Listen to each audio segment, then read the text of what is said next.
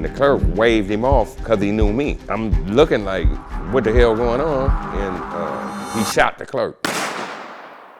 My name is Daryl Francis, and my occupation is screenwriter.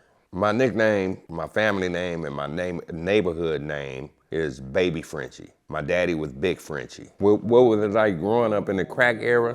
Well, that was in the early 80s, and during that time, I was a high school student. The effects that it had on the neighborhood, I really wouldn't really focus on that, you know what I mean?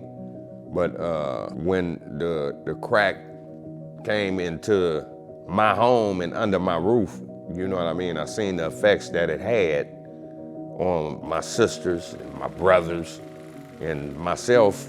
I was working for dealers that, you know, was big time in LA back then. Well, my experiences was, if I want to keep it, you know, 100, was going in the backyard one day, and my brother had an old Volkswagen back there, and my sister was in the old Volkswagen with a friend of mine turning a trick for crack. Real shit. My mom ended up raising, after she raised 10 kids, me being the baby of 10, she ended up raising grandkids, because my sister would leave the house and won't come back for like 3, 4, 5 days and leave her kids with us. It was a hell of an experience.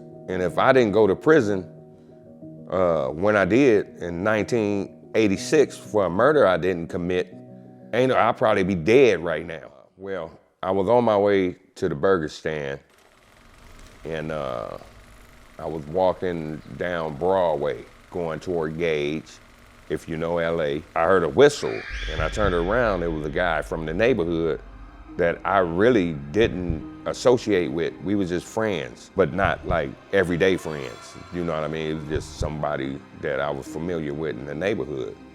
And so I waited on him, and when I waited on him, he came into the hamburger stand with me, and I ordered some chili cheese fries. When I ordered them fries, he pulled out a gun and told the clerk this was a robbery. And the clerk waved him off because he knew me. I'm looking like, what the hell going on? And he shot the clerk.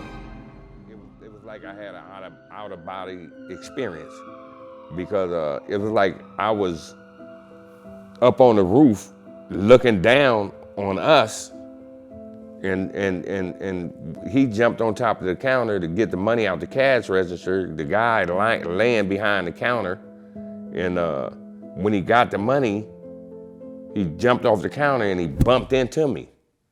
And when he bumped into me, I came back to my senses, and when he ran out the door, I ran out the door. And I ended up going to prison for a murder robbery that I didn't even know what was gonna go down. How did I feel about being charged with a murder that I didn't commit?